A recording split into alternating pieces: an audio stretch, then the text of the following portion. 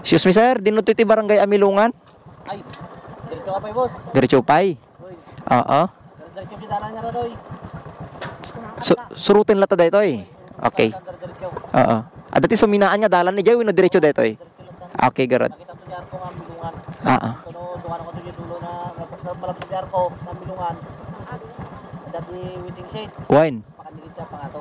Okay. Thank you boss. So yun.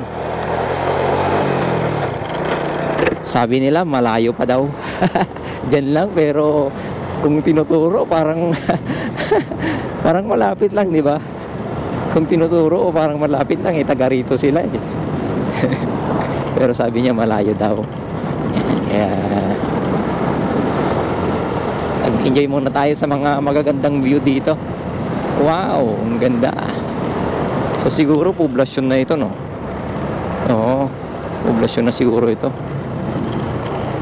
Daming mga, bakit pinatumba yan ang malaking puno na yan?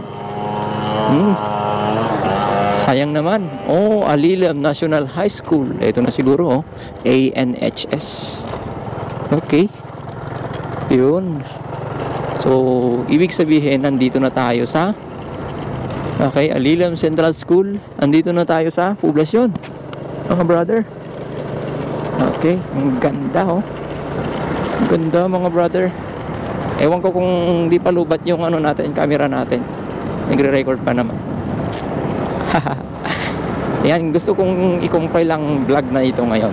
Kasi matagal tayong hindi nakapunta dito. Yan, mag-iikot-ikot pa sana tayo dito. Pero I think ito yung plaza nila eh. Yung covered court ng Alilan. Ewan ko lang kung yan. Nakalimutan ko na eh. Yan. Saan kayong municipal hall nila.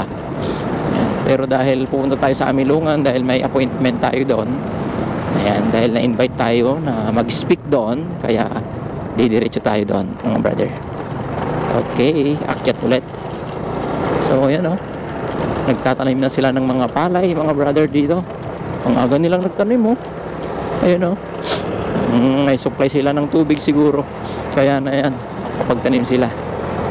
Ayan, ang kagandahan dito sa uplands, mga brother. Ayun, ang lamig dito. Ang ganda. Okay. Nakaka-relax. Uy, boss, paano na yan kapag uuwi tayo kapag ganito yung panahon? Naku, makulimlim, mga brother. Makulimlim. Pababa. Pababa. Ang ganda. Wow, kahit saan ka tumingin nare-relax yung ang ganda. Ganda ng tanawin talaga, mga brother. Ayan, maraming tao doon. Bakit kaya?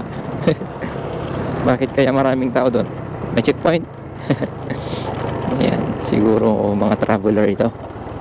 Okay. Gasoline station. Ito yung motorcycle parts siguro. Tindahan ng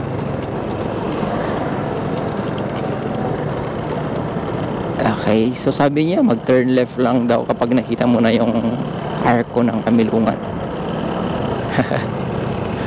Doon tayo pupunta, mga brother, sa Amilungan. Amilungan. Ang ganda. Parang gusto kong pumunta doon sa power plant ba yun? Hydropower plant. Dito ata yun yung daanan. Pag may time tayo, punta tayo doon, mga brother. Punta muna tayo doon sa speaking engagement natin ngayon. Okay. Bakit kaya? What's happening?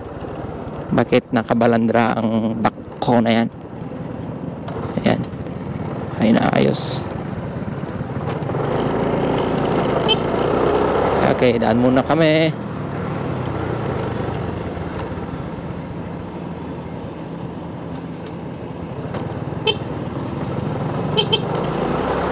Okay, talagang inaayos dito.